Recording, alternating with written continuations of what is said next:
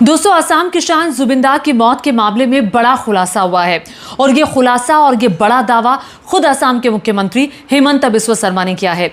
हेमंत बिस्वा शर्मा ने कहा कि वो नहीं मानते कि जुबिंदा की मौत एक हादसा थी, जुबिंदा की हत्या की गई।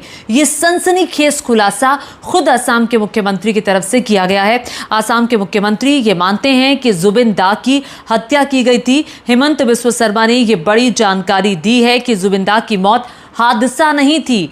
कहीं चूंकि जिस तरह से खबरें आ रही थी कि हो सकता है कार्डियक अरेस्ट आया हो सकता है कि स्कूबा डाइविंग करते हुए तबीयत बिगड़ी हो, तो यहाँ पर जो असम के मुख्यमंत्री हैं वो इशारा दे रहे हैं कि उनको नहीं लगता कि जुबिंदा की जो मौत थी वो कोई किसी प्रकार का हादसा थी बल्कि हत्या थी। ये एक रिपोर्ट छपी है इंडियन एक्सप्रेस में, ये रिपोर्ट मैं आपके सामने रख रही हूँ। इस रिपोर्ट में कहा गया है कि I will not call it a mishap. Assam CM Himanta call Zubeen Garg's death a murder. इस रिपोर्ट के अगर आगे आप जाएंगे तो इसमें पूरी डिटेल दी गई है। उस डिटेल के बारे में भी मैं आपको एक एक करके बताती हूँ। आप सभी जानते हैं असम सहित पूरे देश में उस वक्त एक शोक की लहर पैदा हो गई थी जैसे 19 सितंबर को खबर आई थी कि जुबिंदा की मौत हो गई है। याद कीजिए वो पल कितना भावुक कर देने वाला था और कितना दुख भरा पल था। हर कोई गमगीन था। असम के लोगों के आंसू अभी तक थमने का नाम नहीं ले रहे हैं। लोग अभी भी रो रहे हैं। लोग अभी भी जुबिंदा के लिए कह रहे हैं कि जुबिंदा के साथ, उनके परिवार के साथ, असम के लोगों के साथ जस्टिस होना चाहिए। अब हेमंत बिस्वा शर्मा जो कि मुख्यमंत्री हैं और नज़रें उन पर भी थी क्योंकि वो किस तरह से इन्वेस्टिगेशन कराते हैं और सभी को उम्मीद मुख्यमंत्री से ही थी। तुरंत हेमंत बिस्वा शर्मा ने इस मामले में एसआईटी का गठन किया। एसआईटी के हाथों में जांच सौंपी और जो इन्वेस्टिगेशन करने वाली जो टीम है वो सिंगापुर भी गई और special investigation team probing it will submit it's chargesheet by mid of December. ये कहा जा रहा है कि 8 तारीख को हो सकता है क्योंकि 17 तारीख तक चार्जशीट दाखिल करनी है। और हेमंत बिस्वा शर्मा का कहना है कि चूंकि जो जुबिंदा की मौत हुई है वो देश के बाहर हुई है और जब किसी मामले में कोई भी मामला देश के बाहर का होता है तो उसमें चार्जशीट दाखिल करने के लिए बाकायदा जो गृह मंत्रालय है केंद्र का, सेंट्रल मिनिस्ट्री का, उनकी परमिशन लेना ज़रूरी होता है और उसी सिलसिले में उनकी बात भी हुई है गृह मंत्री अमित शाह से। अब देखिए, उन्होंने कहा कि चूंकि 52 साल की उम्र में जुबिंदा की मौत हुई, सिंगापुर में 19 सितंबर को एक कल्चरल प्रोग्राम के लिए वो गए हुए थे। 20 और 21 तारीख को नॉर्थ ईस्ट सम्मेलन होना था जिसमें उन्हें हिस्सा लेना था, लेकिन 19 तारीख को एकाएक खबर आ जाती है कि एक यॉट पर जुबिंदा गए हुए थे जिसमें उनके कुछ साथी भी मौजूद थे और तभी जब वो पहली बार कूदे, आप सभी ने वो विजुअल्स भी देखे, उन्होंने लाइफ जैकेट पहनी हुई थी। उसके बाद जब वो दूसरी बार उन्होंने डाइव लगाई पानी के अंदर तब उन्होंने लाइफ जैकेट नहीं पहनी हुई थी। तो ये तस्वीरें भी सभी ने देखी और उसके बाद जो इन्वेस्टिगेशन थी वो शुरू की गई और चूँकि ये पूरी कहानी इसमें बताई गई है कि कैसे जुबिंदा की स्विमिंग करते हुए वो अनकॉन्शियस हो गए थे। वो बिल्कुल फिर उन्हें बाद में डिक्लेयर कर दिया था कि वो डेड हो गए हैं। हालांकि उन्हें सिंगापुर के जनरल हॉस्पिटल भी ले जाया गया था जहां पर उन्हें मृत घोषित किया गया था। अब शर्मा जो हैं हेमंत बिस्वा शर्मा वो एम्फेसाइज करते हैं कि it was a murder while giving reporters an update on when the Assam police SIT is likely to file the chargesheet. तभी उन्होंने ये बात की है जब उन्होंने कहा कि चार्जशीट जल्दी जो एसआईटी है वो दाखिल करेगी। उनका जो बयान है वो इस प्रकार है कि I will not refer to Zubeen Garg's death as a mishap today. We need to submit the charge sheet in Zubin Garg's murder before December 17. I have given the target that it will be submitted by December 8. We are ready from all directions. If something happens abroad, before submitting the charge sheet, we will need we need approval from the Home Ministry. Yesterday, I apprised Home Minister Amit Shah as well, so that the approval may be granted quickly. In the next few days, the SIT will write to MHA. Once we get the approval, we will file the charge sheet on December 8, 9, 10. He said. The Assam Police, इसके आगे जो report में लिखा गया है कि जो Assam police है और SIT इन्वेस्टिगेशन कर रही है CID case under charges of criminal conspiracy. चूँकि ये हत्या की साजिश का आरोप लगा है, आपराधिक साजिश का आरोप लगा है, लापरवाही का आरोप लगा है इसमें और नेग्लिजेंस का आरोप लगा है। इन चार्जेस के तहत उन लोगों के खिलाफ कार्रवाई होगी जो इस घटना में शामिल थे। अब चूंकि चार्जशीट में सब कुछ क्लियर हो जाएगा। 5 people have been arrested in connection with the case. जैसा कि आप सभी जानते हैं कि इस मैनेजर सिद्धार्थ शर्मा हैं, उनको अरेस्ट किया हुआ है। इसके अलावा आयोजक शामकानू महंत अरेस्ट हैं। संदीपन गर्ग जो कि कज़न है जुबिंदा के डीएसपी संदीपन गर्ग, उन्हें अरेस्ट किया है।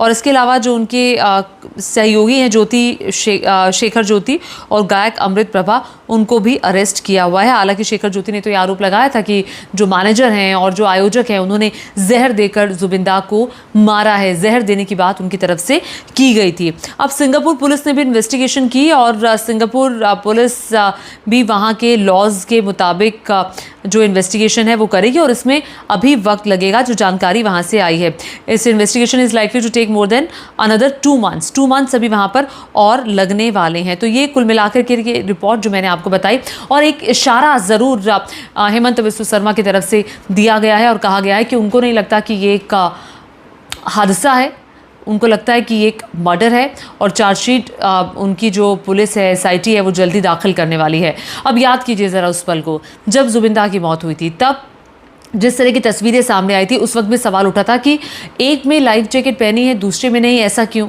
और फिर ज्योति शेखर का बयान आता है, शेखर ज्योति का बयान आता है, वो इस मामले को और उलझा देता है। उसके बाद याद कीजिए जो पत्नी हैं गरिमा सेकिया जुबिंदा की, उनका भी बयान आता है कि वो ये जानते हैं और ये वो चाहते हैं कि जुबिंदा जो बिल्कुल ठीक थे, जिनसे उनकी लगातार बात भी हो रही थी, एकाएक उनकी तबीयत कैसे बिगड़ गई। एकाएक जुबिंदा को ऐसा क्या हो गया? अगर उनकी तबीयत बिगड़ रही थी, इतने लोग वहाँ पर खड़े थे और जब उनको दिख रहा था कि जुबिंदा अनइजीनेस है उनकी बॉडी में, वो ठीक फील नहीं करे, चूँकि देखने से आपको पता चल जाता है। और जो हमने तस्वीरों में भी देखा, क्या किसी ने नोटिस नहीं किया, क्या किसी ने उनको बचाया नहीं? तो बहुत तरह की बातें जो हैं वो सामने आ रही हैं और उसको लेकर गरिमा सेकिया सहित जो जुबिंदा की बहन है और परिवार के बाकी सदस्य हैं, वो भी ये चाहते हैं कि सब कुछ क्रिस्टल क्लियर होना चाहिए। अगर कोई साजिश है तो उसका भी खुलासा होना चाहिए, अगर ये नेचुरल डेथ है तब भी उसका खुलासा होना चाहिए, ताकि दिल में कुछ ना रह जाए। अब जुबिंदा की मौत के ठीक 42 दिन बाद उनकी जो आखिरी मूवी है रोई रोई बिनाले, वो रिलीज़ हुई। उसको देखने के लिए बहुत लोग जा रहे हैं। ये वो मूवी है जिसने इन 4 दिनों के अंदर असम के फिल्मी इतिहास के सारे रिकॉर्ड तोड़े हैं। 4 दिन के अंदर ये मूवी असम की ब्लॉकबस्टर मूवी बन गई है और कमाई के मामले में 4 दिन के अंदर ही अब तक जितना कलेक्शन असम की मूवीज़ का हुआ है उसमें 5वें नंबर पर आ गई है। मैं आपको बता दूं कि पहले दिन का जो कलेक्शन था रोई रोई बिनाले का, वो काफ़ी ज़्यादा था, वो 1.85 करोड़ था। दूसरे दिन 2 करोड़ के लगभग हुआ, तीसरे दिन और ज़्यादा हुआ, 2 करोड़ 28 लाख हुआ, चौथे दिन 1 करोड़ 62 लाख हुआ और ये कलेक्शन कुल मिलाकर के 7.25 करोड़, जिसे 7.75 करोड़ आप कहते हैं, वो हो गया। अब इसके पहले मैं आपको बताऊं, जो असम की किसी मूवी ने बहुत बेहतरीन किया था वो थी बिदुर भाई, जिसने 15 करोड़ 75 लाख का कलेक्शन किया था। दूसरे नंबर पर भाई मोंदा, जिसने 14 करोड़ 31 लाख का कलेक्शन किया था। और ये मूवी आने वाले दिनों में इन सभी मूवीज़ का रिकॉर्ड तोड़ने वाली है, क्योंकि आने वाले कई दिन जो हैं वो बिल्कुल जो हाउसफुल है वो मूवी के हैं।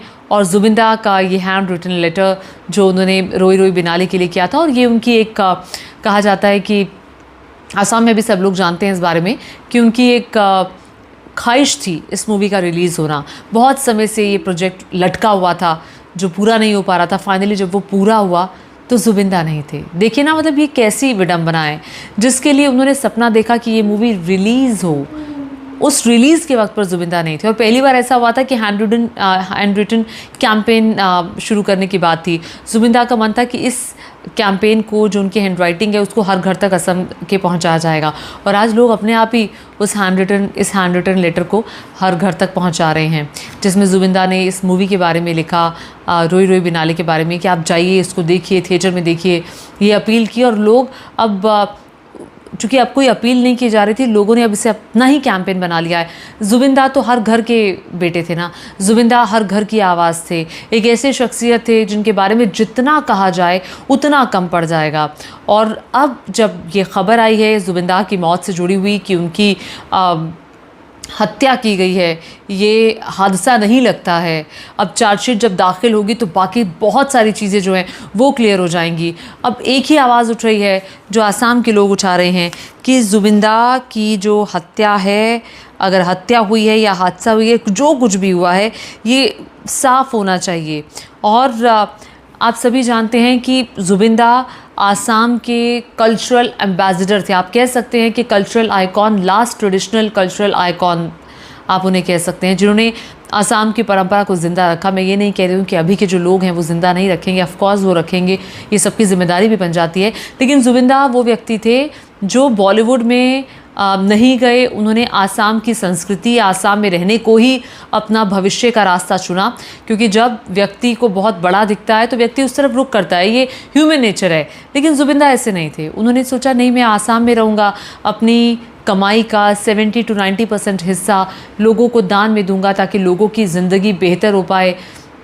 अपने लिए जो व्यक्ति नहीं करता, समाज के लिए करता है, लोगों के बारे में सोचता है, वो असल में महान व्यक्ति होता है। वो असल में एक ऐसा व्यक्ति होता है जो आइकॉन कहलाने के लायक होता है। असल में वो वैसा व्यक्ति होता है जिससे सभी को सीख लेनी चाहिए, जो आइडल होता है। तो जुबिंदा वही आइडल थे और जुबिंदा की ज़िंदगी से सबको सीख लेने की ज़रूरत है। अपने बारे में तो सब सोचते हैं, जो दूसरों के बारे में सोचे, जो दूसरों की बात करे, जो दूसरों की बेहतरी के बारे में सोचे, जो दूसरों के मुद्दे उठाए। असल में सच्चा इंसान वही होता है और मानव जीवन का कर्तव्य भी ऐसा ही व्यक्ति निभाता है। ऐसे थे हम सबके जुबिंदा। इस पूरे खुलासे के बाद जो हेमंत बिस्वा शर्मा की तरफ से इशारा किया गया है, उसके बाद आप लोग क्या सोच रहे हैं नीचे कमेंट करके बताइएगा। और क्या आपने जुबिंदा की नई मूवी और आखिरी मूवी रोई रोई बिनाले देखी तो आपको कैसी लगी ये भी बताइएगा। और साथ ही साथ मेरे चैनल को सब्सक्राइब करना मत भूलिएगा। धन्यवाद। मेरी कोशिश रहेगी जुबिंदा के मुद्दे के साथ साथ मैं आप लोगों के आसाम से जुड़े मुद्दे या नॉर्थ ईस्ट से जुड़े मुद्दों को उठाती रहूं, क्योंकि आप सभी ने देखा है कि जो नॉर्थ का मीडिया है वो इस तरह के मुद्दों को कम उठाता है या फिर नहीं उठाता है। जिस तरह से जुबिंदा के बारे में हमें पता नहीं चला कि जुबिंदा इतनी बड़ी शख्सियत थे। ऐसे बहुत लोग हैं नॉर्थ ईस्ट में शायद जिनके बारे में हम नहीं जानते होंगे। आपके माध्यम से, चूँकि मैं आसाम और वहाँ के जो कल्चर है उसको मैं आपके ज़रिए बढ़ाने का काम करूँगी। वहाँ के लोगों के बारे में, वहाँ के हर चीज़ के बारे में, वहाँ की राजनीति के बारे में आप सभी को बताने का काम करूँगी। मैं उम्मीद करती हूँ कि आप लोगों का साथ मुझे इस जर्नी में मिलेगा। धन्यवाद।